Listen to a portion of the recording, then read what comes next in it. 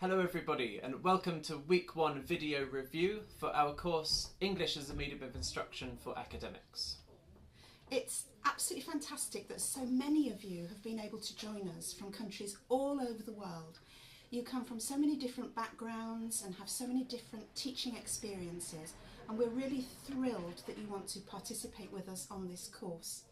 So what Rob and I are going to do today is just briefly review a few issues and just gently talk about a few things that we think are quite important, and then, please get back to us on what we say. One thing I wanted to mention first of all, a couple of you seem to be a little bit worried about your English, about your level of English, and obviously there are some people on the course who are very, very proficient users of English. Even if you feel that your English isn't that good, please don't let that hold you back. We realise that English is so important for everyone on this course, and please don't feel that you have to speak perfectly in order to write your comments and so on. One or two people have mentioned that they do want to speak perfect English. Is that perfect English? That's perfect right, yes. English. We don't really know what perfect English is, but we do understand what you're trying to say by this.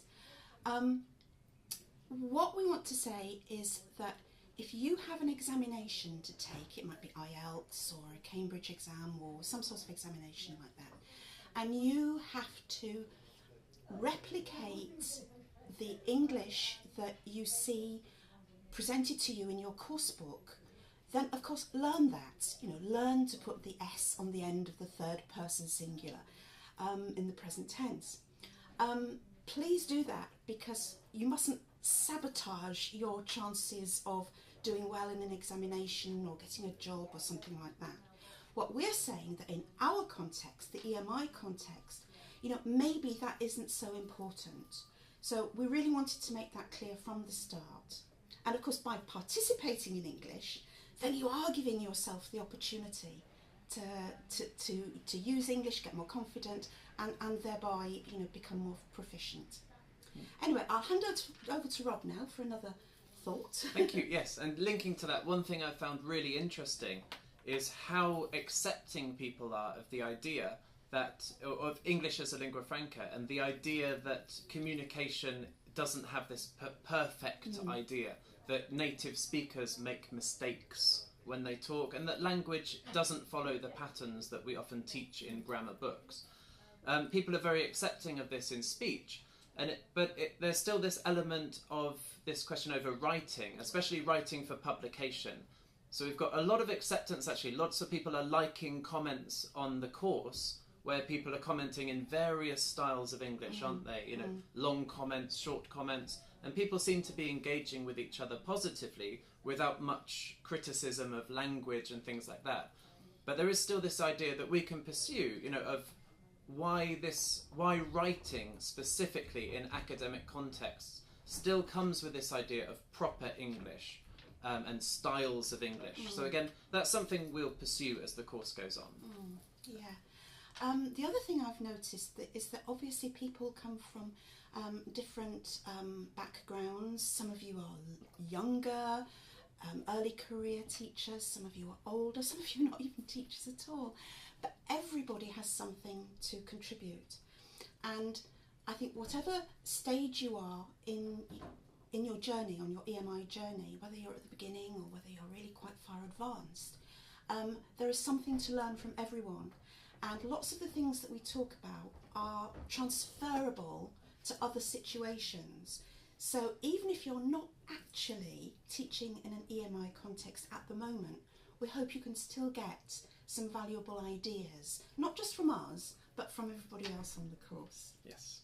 And linking to this, and what Mary said before about that we have people from all over the world taking part in the course, which thank you all for joining. I mean, it's fantastic. I'm learning a lot about lots of places I've never even thought EMI existed. Yeah, me too. Which I shouldn't admit that as a doctor, but yes. So yes, we've also had some discussion over how we define EMI. So Joyce brought up the question about EMI, so people who use English slides, but often use the first language in context where most of the students speak that first language. And Mary, actually, one of your comments was also about what we can learn in British education from what people are saying on the MOOC, because again, we're talking about effective communication, effective teaching, and even if the definition of EMI might be fuzzy, we might not quite, you might not feel that you quite work in an EMI context, you might still learn a lot from what people are saying because the principles are still the same. And thank you for raising that. Again, so we don't feel we're particularly weighed down by are you real EMI or not real EMI, but rather trying to learn from each other in EMI context where communication through English is key. And this also led to Letitia's question about EMI and CLIL. So in her context, she said that the focus of learning is both the content and the English. And probably what lots of people are finding, from discussions is that there is a focus on learning English as well as the content, or perhaps the major goal of teaching through English is to improve the English. So again, this often is not absent in EMI, like the definition might suggest. So it's quite open, and we're happy to learn from lots of people. What are the targets in your context? Because this is a great opportunity with so many people from so many places to define it in different ways according to your context. So yeah. I'd just like to add that, thanks Rob, that just moving away from language for a moment, we have a very strong feeling that EMI changes the way you teach, and we're learning this all the time. And so if you are able to indicate ways in which you're teaching, the way you conduct your classrooms teaching, if that's changing at all, please tell us.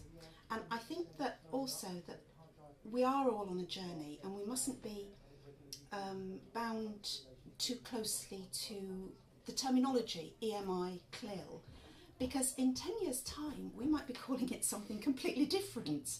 The field is new, the field is evolving. We're moving towards quite unknown territory in many respects. So it's a very exciting journey. I sense that lots of you on the course are very ambitious for yourselves, for your institutions. You want to pass the message about EMI onto your colleagues, and you're ambitious for your students as well, giving them a tool that's going to be useful for them in their careers. So it's really fantastic to have you on this course with us, and we feel very privileged that you're giving up your time to be with us. Is there anything else you'd like to add, Rob? I was just going to mention, as you mentioned, positivity, just some of the discussions that came up in the discussion of critical, positive and negotiator aspects of globalization, where we had some very interesting people who are saying very similar things, but choosing different sides. So we've got, for example, Israel, who had all three. So she saw a sort of that all three are relevant for her context, if I can get that sentence up. Salome, who sees herself as an optimist, somebody who appreciates the value of English and puts that forward. And then we had Alvin, who was a skeptic, who's very much seeing the imposition of English and that English is connected with power structures that are sort of forcing people to adopt English, and this is ideological in lots of ways. And again, what's interesting as well is how people are adapting to this and the discussions around where we go from here. Because the article that I wrote, the very short article that I wrote online, was really about globalization and how people perceive globalization. And I found it very interesting how you linked it so closely to what you're doing and what your students are doing in the classroom.